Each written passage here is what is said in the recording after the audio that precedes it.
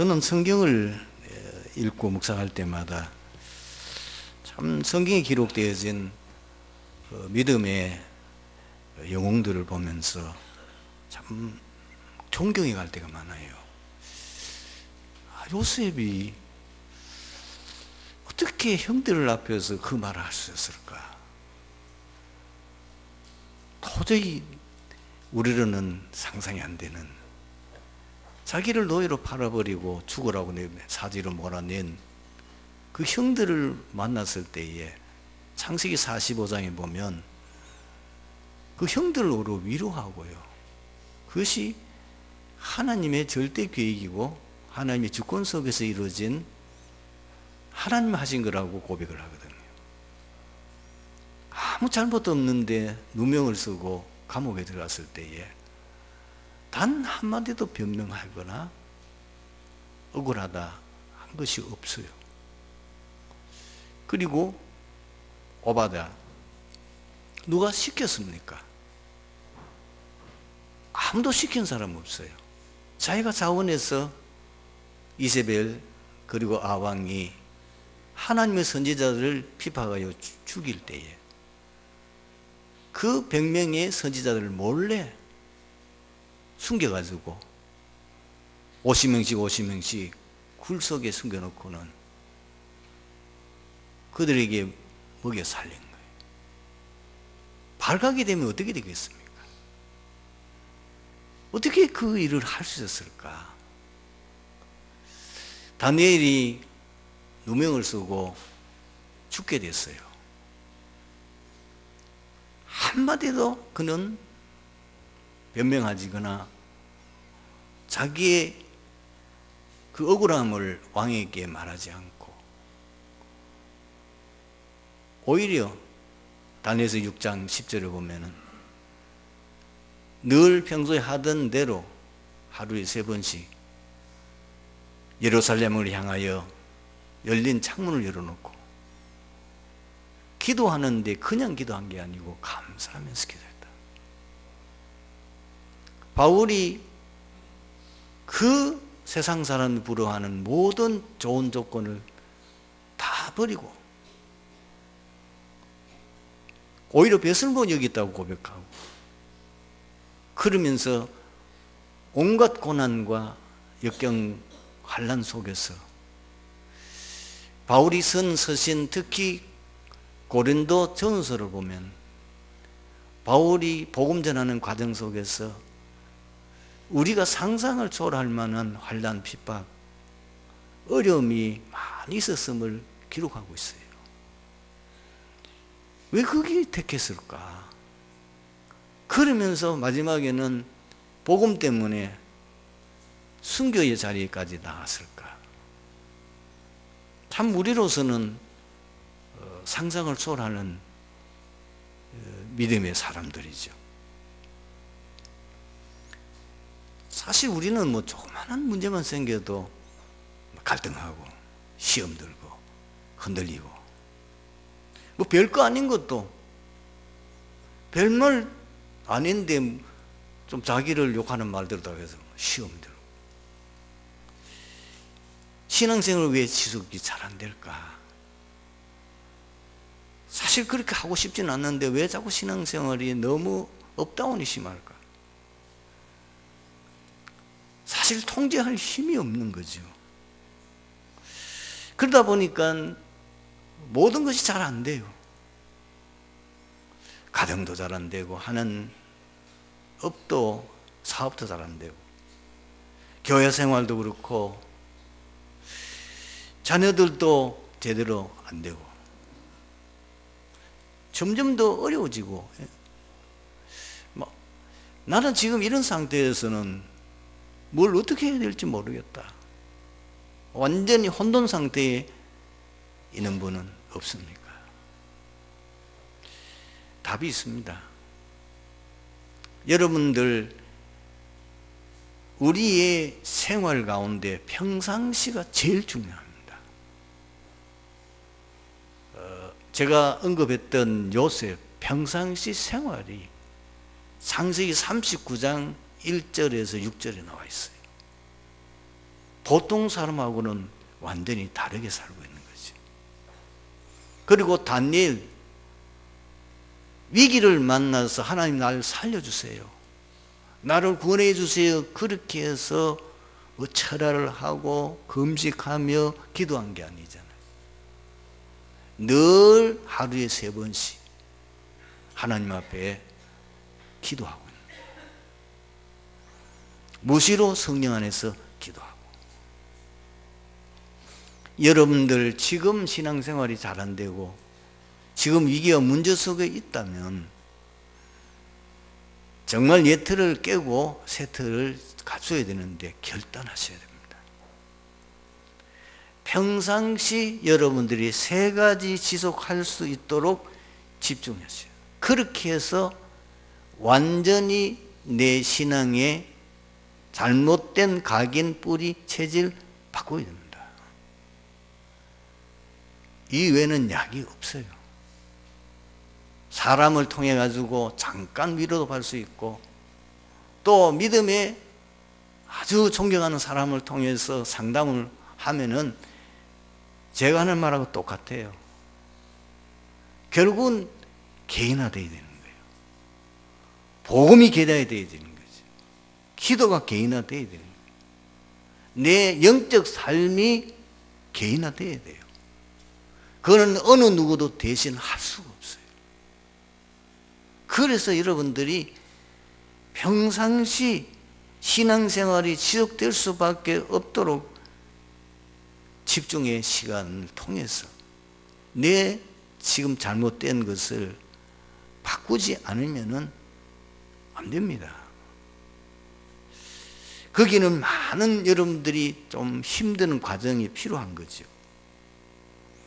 뭐 어떻게 한단 말입니까? 말씀의 흐름을 타고 가는 겁니다. 하나님은 지금도 말씀을 주시고 그 말씀을 성취하시며, 여러분은 하나님의 말씀은 어느 정도 능력이 있는지 진짜 이거를 체험할 기회로 삼으시기 바랍니다. 히브리서 4장 12절입니다. 하나님의 말씀은 살았고 활력이 있어서 우리의 영혼 치유, 우리 마음 정신 치유, 그리고 우리의 육신 치유, 불치병도 치유됩니다.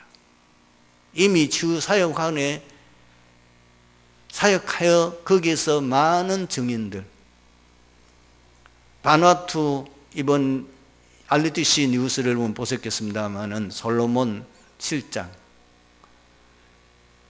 우리 한국에 왔을 때는 온몸에 암이 다 퍼져서 병원에서는 이미 늦었다 했는데, 한국에 와서 3개월 동안 집중의 시간을 가지고 특히 말씀 각인하며 호흡하고 했는데 지금 건강해서 다니며 전도하고 있어요. 반으로부터 돌아가서. 사람들이 결단을 안 하는 거예요. 그게 이제 문제인 거예요.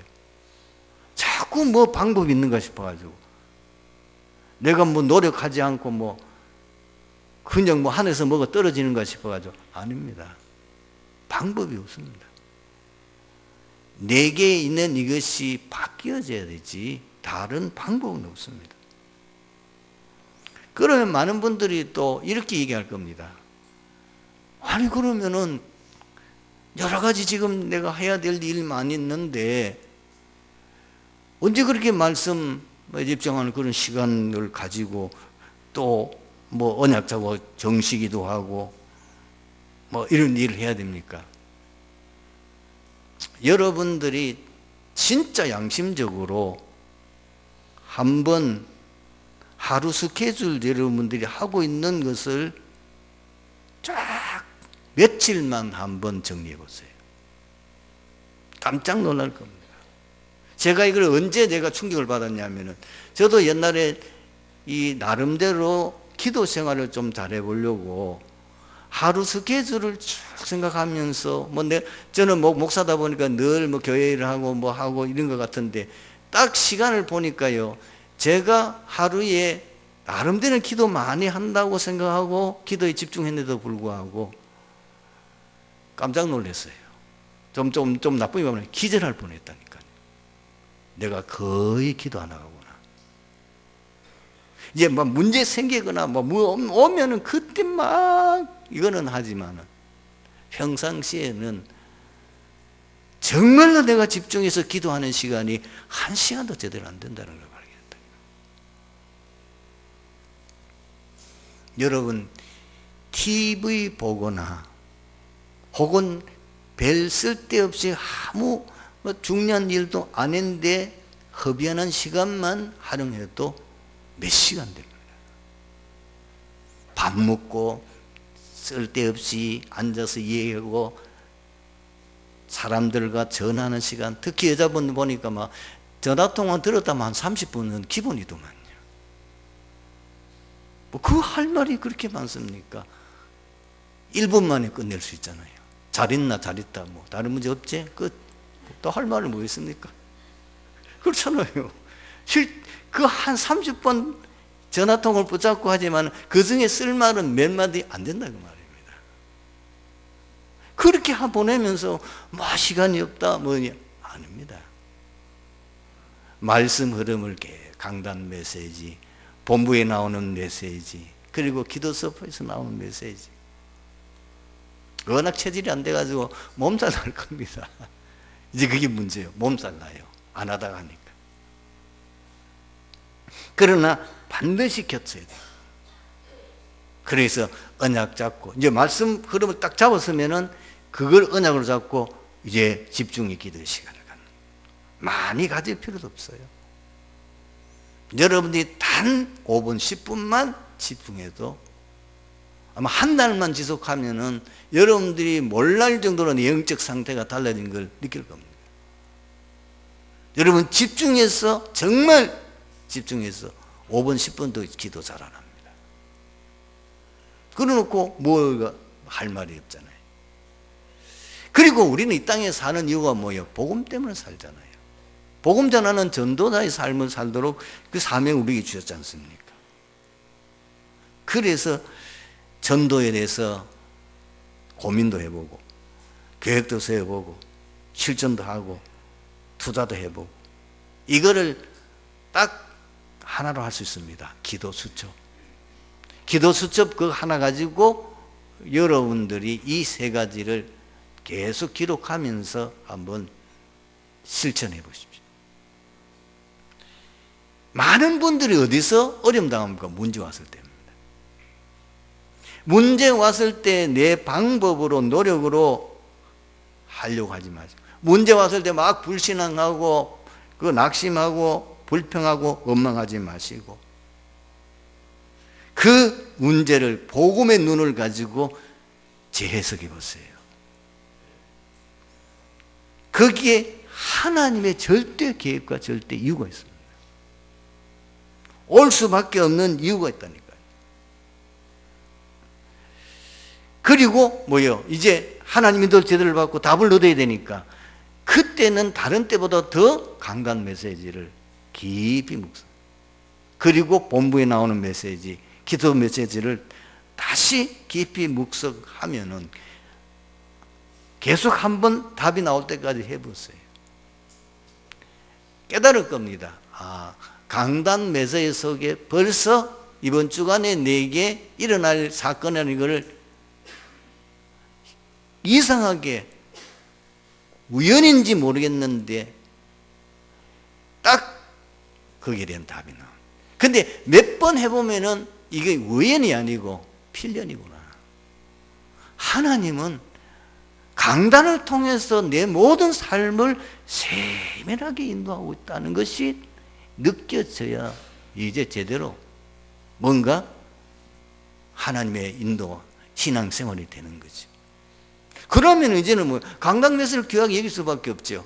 본부 메시지와 기도 수업 하면서 거기에 나오는 그 메시지를 우리가 귀하게 여길 수밖에 없죠.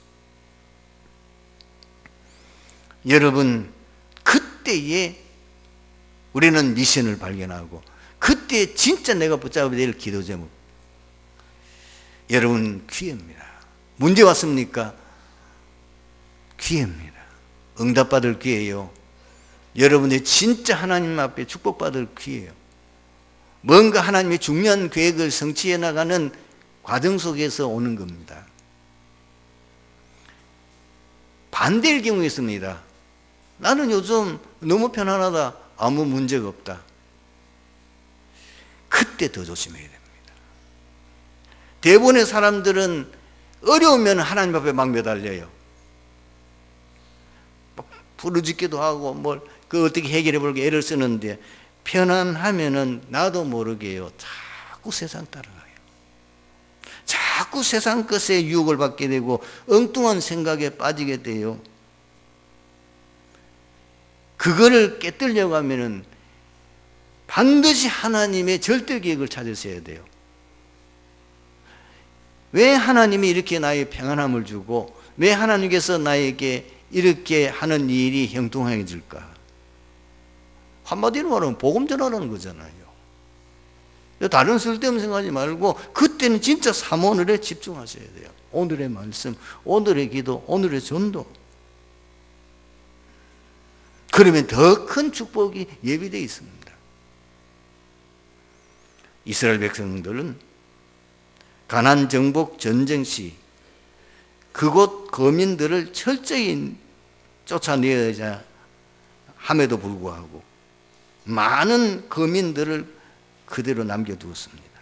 그리하여 그들과 더불어 사는 동안 자연적으로 이스라엘 백성들은 남겨진 가나안 거민들과 통혼하게 되었고, 여호와를 버리고 이방 신들을 섬기게 되었습니다.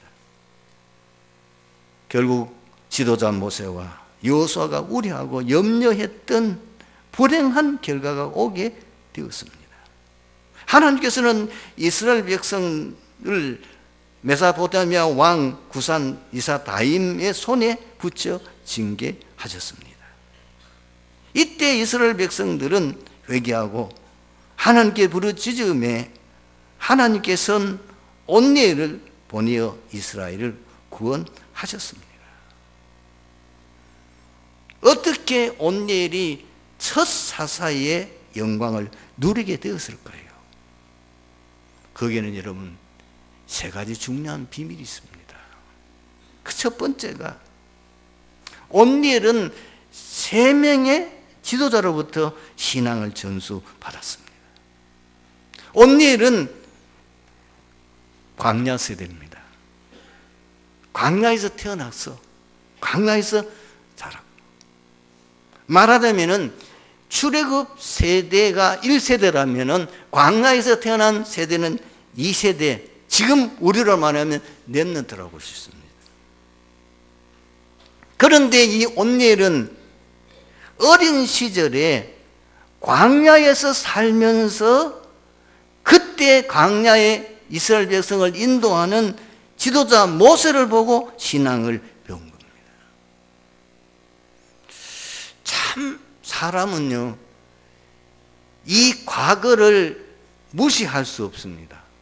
그 과거는 반드시 오늘의 연장이 되고요, 그 과거는 반드시 미래와도 연결되어 있다는 사실입니다. 지금 우리 교회는 이제 학교에 들어가서 우리 학생 아이들과 상담을 하고 그 아이들을 신앙으로 지도하는 우리 목사님도 있고, 또 함께 팀을 이루어가지고 지금 우리 교사도 있고, 또 우리 교회 안에 사모와 몇이 들어갑니다. 완전히 지금 그 학교는 제가 보기에는 심각한 위기에 빠진 아이들 모인, 그 아이들과 상담을 이렇게 하면서 그 아이들과 대화 속에서 그 아이들이 지금 중학생인데 학업도 안 되고 모든 것이 무너져 있는 그 아이들 문제가요, 그이가 가정에서 받은 상처예요. 그것도 언제냐? 태어나서 거의 학교 가기 전 사이에, 그때에 이미 보니까 가정이 다 무너졌어요.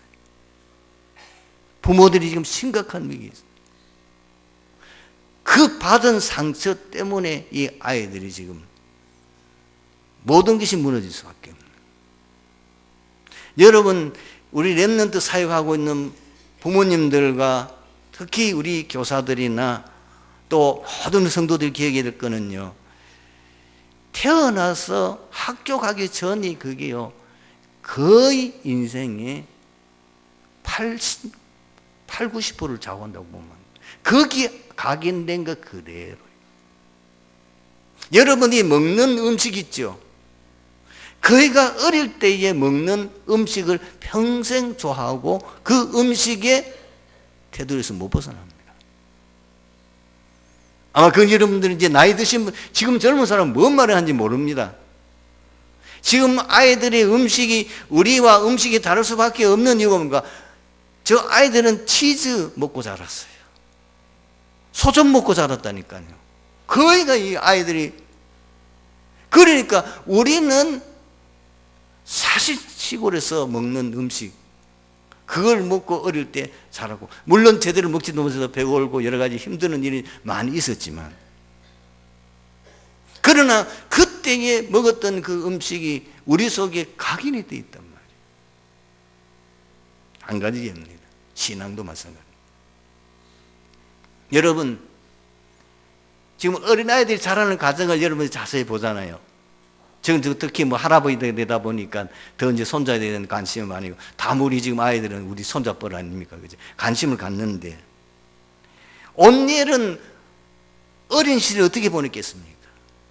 그 광야, 사막, 물 한 방울 제대로 나지 않고 나무 제대로 자라지는 그 광야에서 그 아이가 성장한 거예요. 그 놀이터가 뭐겠어요? 모래지요. 거기서 뭘 받겠습니까? 만나 먹었어요. 거기서 구름기둥, 불기둥 역사가 왔어요. 거기서 놀라운 모세를 통해서 하나님의 역사를 보고 그 능력을 체험하게 됩니다. 이것이 결국은 온니엘의 인생에 큰 영향을 주게 됩니다. 두 번째는 뭐냐? 이제 광야 시대에 지나가지고 청소년 시절에는 지도자 여호수아를 통해 가지고 이 가나안 정복하는 그 과정 속에서 신앙이 체험되어지고 단련되어진 겁니다. 틀림없이 청소년 시절의 온니엘은 지금 요단강을 같이 건너게 생겼어요. 그 요단강을 어떻게 건넜습니까? 어떻게 여리고를 무너뜨렸습니까? 어떻게 가나안 7족속을 무너뜨렸습니까? 제사장들이 벗개를 메고 요단강에 들어가는데 그 물이 끊어졌어요. 그래서 그 끊어진 육지로 틀림없이 온니엘도 같이 건넜을 겁니다. 여리고 어떻게 무너뜨렸습니까? 하나님의 말씀 그대로 여호수아가 순종했지 않습니까? 매일 하루에 한 바퀴씩 여리고성을 같이 돌았어요. 그리고 일일째 날에는 7바퀴 돌고, 그 여리고성을 둘러서서 그들이 함성을 지를 때에 그 성이 무너졌는데, 밖으로 무너졌으면 이스라엘 백성들이 크게 다치게 됐는데 그것이 안으로 번졌는데, 내가 볼 때는 순간에 하나님이 지진을 일으켜가지고 눈 깜짝할 사이에 막 몇 초 사이에 그 땅을 뒤흔들어 가지고 그 여리고성이 무너졌는데, 그것이 안으로 무너지면서 그걸 보고 있던 여리고성 사람들이 어떻게 됐겠어요? 그렇게 깔려 죽고 다치고, 정말 이스라엘 백성들이 한 명의 인명의 손실도 없이 여리고성을 완전히 함락하게 됩니다. 아무리 7족속을 물리칠 때에 분명히 지금 이 온니엘은 아직까지 군대에 나갈 나이가 안 되니까 틀림없이 뒤에서 이렇게 심부름하고 했을 거 아닙니까? 우박이 떨어져 가지고 그 적군의 머리통을 강타해서 수많은 적군들이 쓰러지는 것 봐. 하늘의 태양이 이 여호수아가 기도하는 가운데 멈추고 그 원수를 다 갚을 때까지 하는 걸 봤습니다. 언약 따라가면 되구나. 하나님의 말씀은 반드시 성취되구나. 그거로 뿌리 내렸어요. 그런데다가 이제 드디어 청년이 돼가지고 지도자 갈렙을 통해서 신앙이 장성해집니다. 이 갈렙은 누굽니까? 큰아버지입니다. 지금 이 온니엘의 아버지는 이 갈렙의 동생이요. 그런데 이미 이 갈렙을 통해서 굉장히 존경하는 지도자로, 존경한 신앙인으로 이 온니엘이 갈렙을 그렇게 받을 수밖에 없었던 이유가 뭡니까? 광야에서 12명 정탐꾼이 40일 동안 가나안 땅을 정탐하고 돌아왔는데 10사람은 불신앙을 보고함으로 말미암아 죽게 되고, 믿음의 보고를 했던 자기의 큰아버지와 여호수아만 살아서 이 가나안 땅에 들어온 것을 생생히 보았지 않습니까? 두 눈으로 또 거기 봤다니까요. 와, 우리 큰아버지 신앙이 진짜 대단하구나. 또 더 놀란 게 뭐냐? 하나님이 이스라엘 백성의 지도자로 모세 다음으로 여호수아를 세울 때에 갈렙이나 여호수아나 쌍벽을 이룰 정도로 모세를 보좌했던 시종노를 했는 사람인데, 한 사람은 지도자고 한 사람은 지도자가 안 됐잖아요. 그때의 그 큰아버지가 전혀 표시 없어요. 또 자기의 동료였던 그 여호수아를 지도자로 섬기며 그 말에 전적으로 앞장서 순종하는 걸 보면서, 야, 진짜 우리 큰아버지 참 믿음이 되나. 그러다가 지금 가장 가나안 정복의 위험 지역인 아낙 산지를, 그 지역을 점령해야 되는데, 그 땅을 지금 정복해야 되는데 아무도 택하는 사람이 없는 거예요. 그때에 이 85세 된 노인 큰아버지 갈렙이 나타났어. 하나님의 언약을 이야기하면서 그 산지를 내게 주십시오. 아마 틀림없이 온니엘은 완전히 존경했을 거예요. 야, 이런 과정들이 다 있은 거예요. 여러분, 온니엘이 어느 날 갑자기 하늘에 뚝 떨어진 거 아니라니까요. 태어나서부터 지금 청년이 되어지는 그 과정 속에 정말 신앙의 모델이 될 만한 위대한 신앙의 지도자들을, 그 모든 신앙생활하는 것을 그대로 보고, 그것이 각인되고, 그것이 뿌리 내리고, 그것이 체질이 되어지는 거예요. 여러분, 두 번째, 이 내용은 거저먹기예요. 이미 온니엘은 기럇 세벨을 정복할 수밖에 없는 거예요. 오늘 본문에 나와 있는데, 이때는 온니엘이 이미 나이가 30대가 넘었으라고 봅니다. 그런데 사실은 이것이 될 수밖에 없는 것은 이미 세 사람을 통해 가지고 믿음의 역사, 그것을 자기가 처음 했기 때문에 어느 누구보다도 이 온니엘은 믿음의 사람이었어요. 히브리서 11장 1절 2절을 보면 이렇게 기록되어 있습니다. 믿음은 바라는 것들의 실상이요 보이지 않는 것들의 증거니 선진들이 이뤄서 증거를 얻었느니라. 보통 말이 아닙니다. 믿음은 뭐요? 바라는 것들의 실상으로 받아들이는 거예요. 보이지 않는 것들의 증거로 받아들이는 거예요. 온니엘은요, 믿음의 역사 일어날 수밖에 없는 비밀은 하나님에 대한 절대 믿음을 가졌어요. 지금까지 자기가 성장해 와서 실제로 세 명의 지도자와 이스라엘 백성들 속에 역사하시는 그 하나님이 어떤 하나님이냐?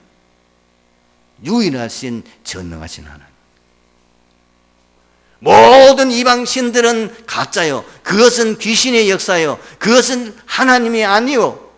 그리고 정말 하나님은 전능하신 분, 광야에서 봤고 여리고 정복하는 과정 속에서 홍해를 건너고, 그리고 여리고성을 무너뜨리고 가나안 정복하는 그 과정에서 하나님의 전능하심을 이미 온니엘은 본 거 아닙니까?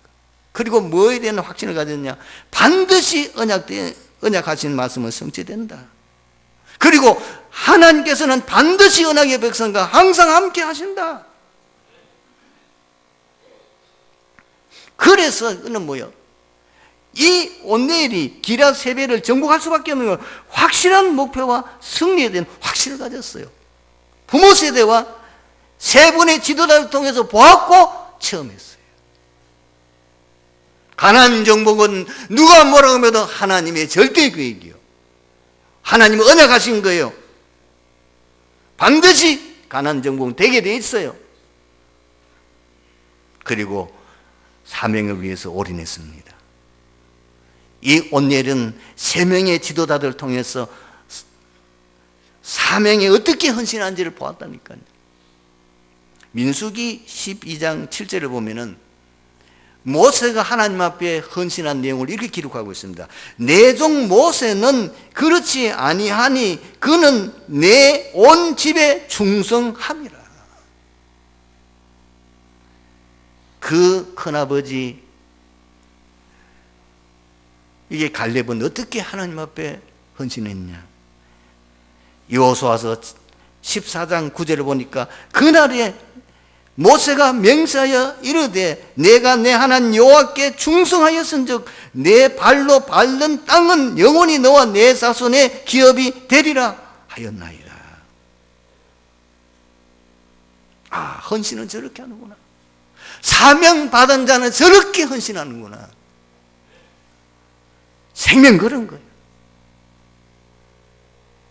이것이 바로 온넬이 기럇 세배를 정복할 수 있는 비밀이었습니다. 그런데다가 온넬이 어떻게 첫 번째 사사가 되었냐? 특별 선택받은 사람이었어요. 다니엘서 3장 9절 10절에 하나님의 절대 선택받은 것은 하나님의 절대 주권입니다. 그거는 오직 은혜로 되어지는 겁니다. 그런데다가 하나님의 임재에 받는 사람, 하나님 특별한 사명을 주실 때는 하나님께서 역사하십니다. 하나님의 영에 감동되음으로 말미암아 그 일을 감당할 수 있는 겁니다. 그래서 예수님께서 감난산에서 40일 동안 하나님의 말씀을 다 증거하시고 그들을 이제 현장으로 보내실 때에 마지막 약속한 게 뭡니까? 오직 성령이 너희에게 임하시면 너희가 권능을 받고 예루살렘과 온 유대와 사마리아와 땅끝까지로 내 증인이 되리라. 오늘 우리가 어떻게 현장을 정복할 수 있습니까? 어떻게 이 지역을 복음할 수 있습니까? 어떻게 내가 전도자의 사명을 감당할 수 있습니까? 우리 힘으로 절대로 못합니다.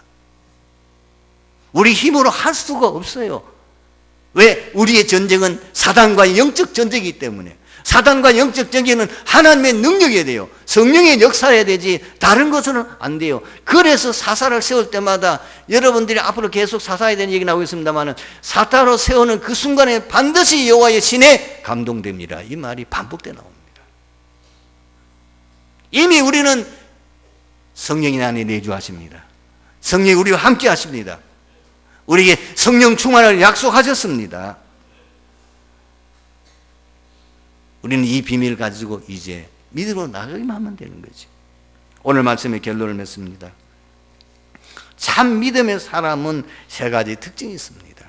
그 첫 번째 특징이 뭐냐면 오직 복음의 사람이라는 겁니다. 어떻게 베드로가 하나님 앞에 그 전도자로 귀하게 쓰임받을 수 있는지 거기에 세 성경 구절이 잘 증거해 줍니다. 너희는 나를 누구라 하느냐고 말했을 때에 정확하게 그리스도 고백했습니다. 정확하게 복음을 고백했습니다. 주는 그리스도시요 살아계신 하나님의 아들이십니다. 그리고 그 안진병이를 일으킬 때에 어떻게 고백했습니까? 은과 금은 내게 없거니와 내게 있는 것을 내게 주니 나사렛 예수 그리스도 이름으로 일어나 걸어라. 그 말이 선포되는 순간에 그 안진병이 일어났습니다. 온 이스라엘의 소동이 일어났습니다. 그렇게 해서 법정에 끌려갑니다. 거기에서 신문을 받습니다. 그때에도 또 이 베드로가 담대하게 고백합니다. 다른 이로서는 구원으로서는 천하 사랑 가운데 구원 얻을 만한 다른 이름을 우리에게 주신 일이 없습니다. 여러분, 참 신앙의 사람의 두 번째 특징이 무엇입니까? 오직 언약 잡고 기도하는 사람입니다. 다니엘은 이스라엘이 지금 포로 잡혔지만 반드시 회복된다고 하는 이미 예레미야의 언약을 잡고 있습니다. 그래서 예루살렘으로 향한 그 창문을 넣어놓고 기도한 겁니다. 언약 잡고.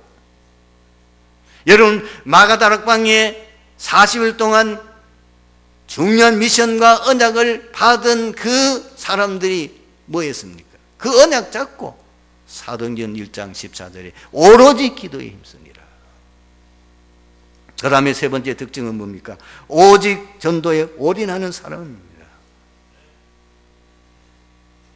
왜 올인합니까? 전도해야 될 절대 이유를 발견했기 때문에. 복음 아니면은 절대로 인생 문제 해결 안 되고, 전도 아니면은 현장을 살릴 수가 없습니다. 그래서 고린도전서 1장 21절에 하나님이 세상 사람들의 어리석게 보이는 전도를 통해서 사람을 구원하시기를 기뻐하셨다고 말씀하셨습니다. 사랑하는 성도 여러분, 이 지역에 사는 길은 이 지역이 복음화되는 길밖에 없습니다. 이곳에 하나님의 나라 임해야 됩니다. 모든 흑암이 결박되어지고 저주장에 무너져야 됩니다. 우리 민족이 사는 길은 우리 민족이 완전히 복음화되는 길입니다. 여러분, 세계를 복음할 수 있는 것은 전 세계 237개 나라가 다 복음을 듣고 복음화되는 길만이 재앙 막는 길이요, 237 나라 살리는 유일한 길입니다. 이거를 참 신앙인들은 이미 안 거예요. 그래서 바울은 이 사실을 알기 때문에 고린도 사도행전 20장 24절에 내가 달려갈 길과 주 예수께 받은 사명 곧 하나님의 은혜 복음을 증언하는 일을 마치려면은 나의 생명조차 조금도 귀한 것으로 여기지 아니하노라. 이번 한 주간도 정말 하나님 앞에 재공답 받는 축복의 시간이 되어지기를 주님의 이름으로 축원합니다. 기도하겠습니다. 하나님 감사합니다. 오늘 주신 말씀 통해서 디디교회 모든 성도들이 현장에서 복음의 증인으로 응답받으며 승리할 수 있도록 힘을 주시옵소서. 주 예수 그리스도의 이름으로 기도합니다. 아멘.